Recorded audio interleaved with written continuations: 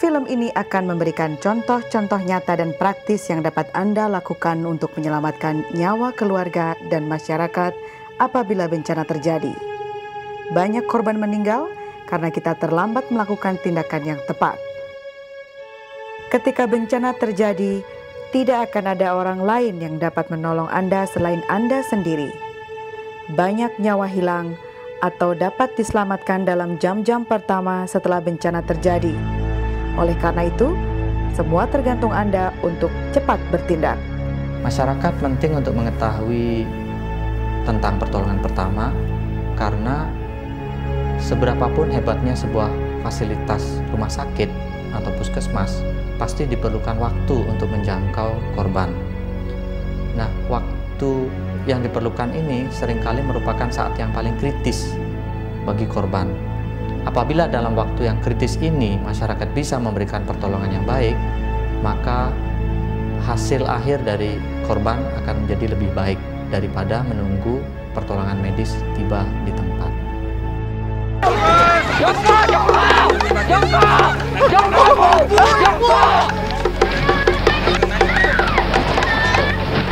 Ingatlah, ketika bencana terjadi, keadaan akan sangat kacau. Semua yang Anda miliki mungkin hancur, banyak orang terdekat Anda mungkin meninggal, dan Anda mungkin berada dalam situasi syok dan panik.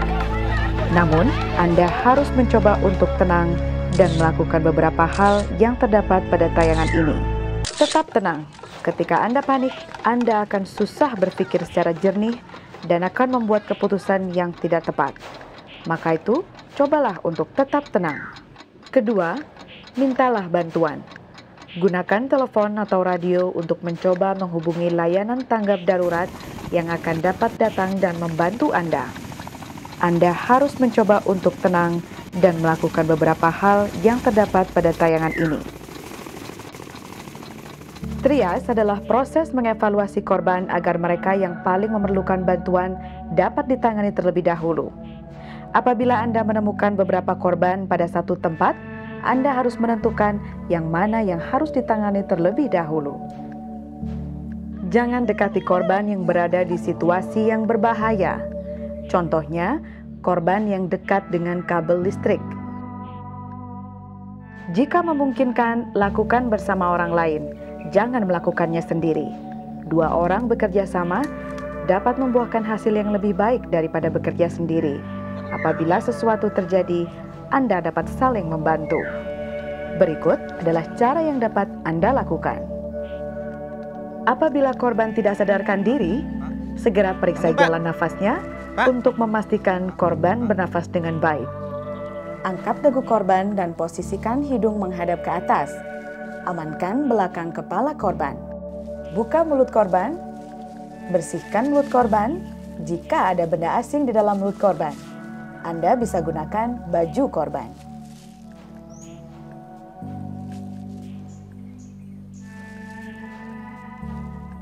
Tekan kuku tangan korban. Jika kuku tangan korban ditekan, warna kuku akan berubah putih. Dan pada saat kuku tangan korban dilepas, jika warna kuku kembali dengan cepat ke warna merah, berarti sirkulasi darah korban masih baik. Dengan melakukan kajian tiap-tiap orang dalam satu area dengan cepat, Anda segera bisa menentukan siapa yang paling membutuhkan bantuan dengan segera. Apabila ada banyak korban, Anda dapat menandai mereka dengan kartu berwarna atau dengan kain.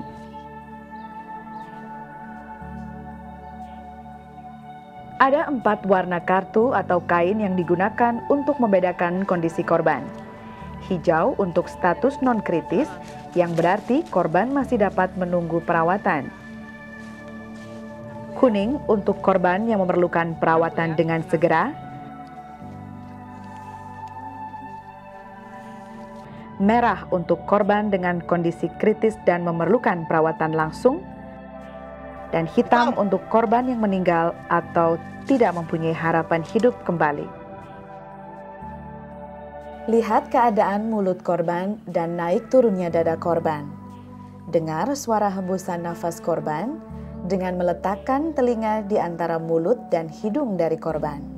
Rasakan hembusan nafas korban dan naik turunnya dada korban dengan menyentuh lembut dada dan perut korban. Jika korban bernafas dengan baik, panggil bantuan dan korban diarahkan ke posisi pemulihan. Penolong mengambil posisi jongkok di samping korban dan sejajar dengan bahu korban. Periksa benda berbahaya yang ada di tubuh dan kantong korban seperti kacamata atau benda tajam lainnya.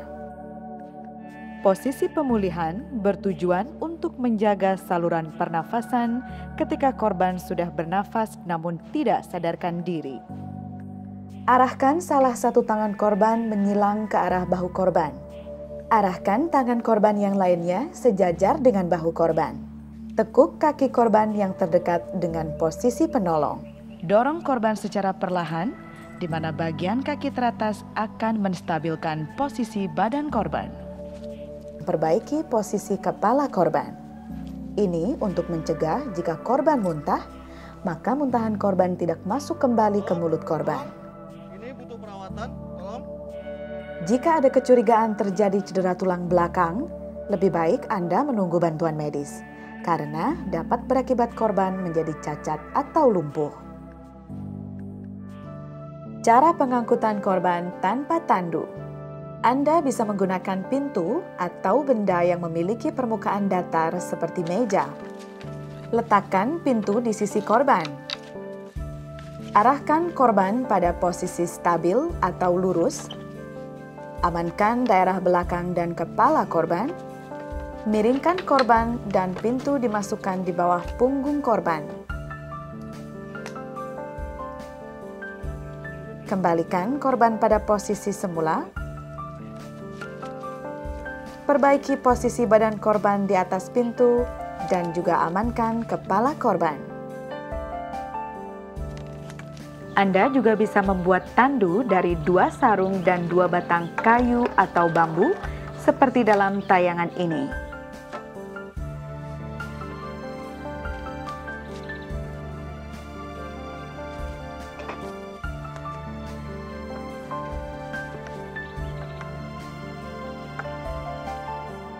Cara pengangkutan 4 orang tanpa tandu atau alat. 3 orang penolong jongkok di satu sisi korban dan 1 orang mengamankan kepala korban.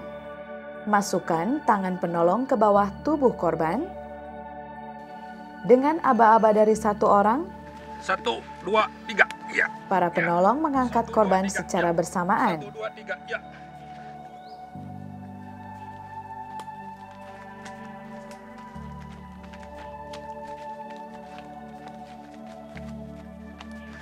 Satu, dua, tiga, ya. 1, 2, 3, ya. 1, 2, 3, ya.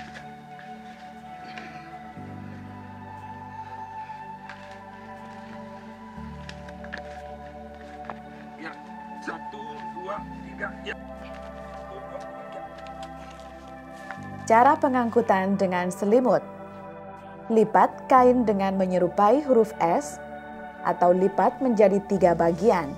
Letakkan selimut di sisi korban, amankan kepala dan leher korban, kemudian miringkan badan korban. Masukkan selimut ke bawah badan korban, letakkan korban ke sisi semula,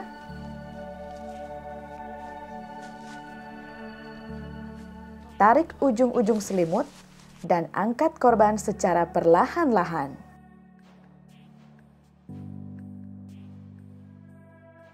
Cara pengangkutan sendiri. Amankan belakang kepala dan leher korban. Angkat kepala dan bahu korban. Letakkan di paha dan badan penolong. Silangkan tangan korban ke perut korban. Masukkan tangan penolong melalui sela-sela ketiak korban. Pegang tangan korban dan ambil posisi ancang-ancang untuk berdiri. Tarik korban ke posisi berdiri dan bersandar ke badan penolong. Renggangkan kaki korban dengan melebarkan kaki kanan korban.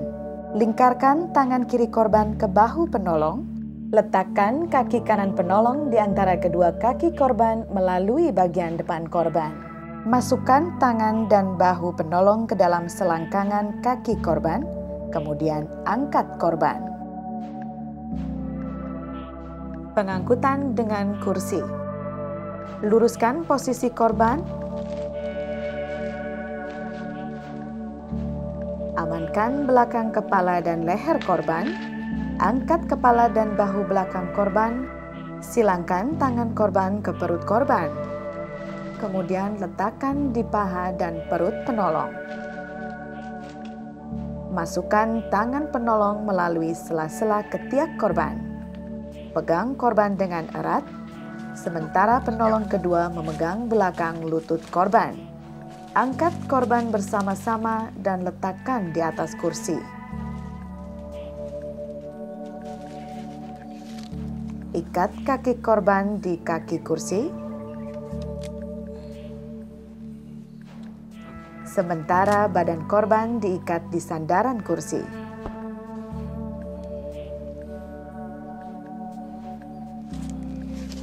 Penolong pertama memegang sandaran kursi dan penolong kedua memegang kaki kursi. Kemudian angkat korban bersama-sama. Apabila Anda curiga terjadi cedera pada tulang belakang atau leher korban, jangan coba memindahkan korban sebelum bantuan medis datang, karena dapat berakibat cacat terhadap korban. Cara merawat luka. Selalu gunakan sarung tangan plastik pada saat menolong korban dengan pendarahan. Dan jika tidak ada, gunakan kantung plastik bersih untuk melindungi tangan Anda.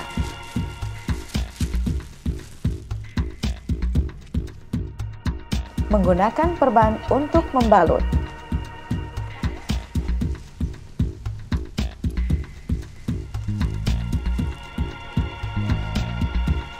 Perban bisa digunakan sebagai penutup, pelindung luka sebelum dibalut untuk mengendalikan, menyerap, dan menghentikan pendarahan, mengurangi rasa perih, serta mencegah infeksi dan luka lebih lanjut. Usahakan untuk menggunakan perban yang steril. Jika tidak ada, gunakan kain bersih yang menyerap. Tutup perban dengan kasar sampai seluruh perban tertutup rapat. Jangan lupa tenangkan korban selama proses pembalutan luka dilakukan.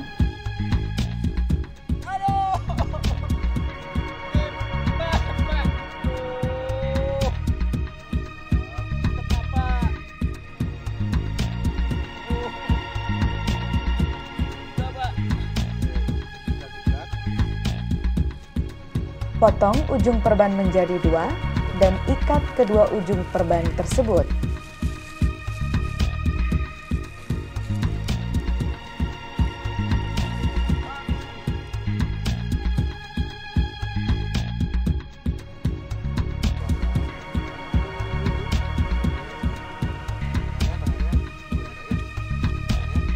Perhatikan untuk tidak mengikat terlalu kencang.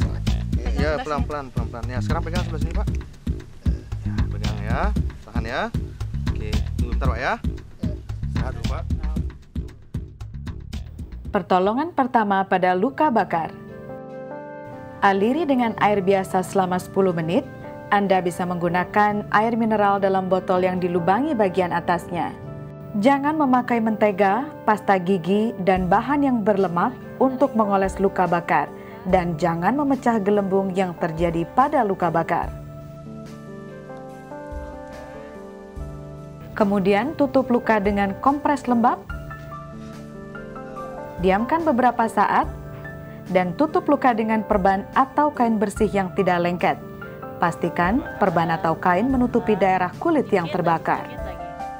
Apabila korban sadar dan meminta minum, beri minum air hangat karena air membantu menggantikan cairan yang hilang. Cara membuat penyangga atau bidai.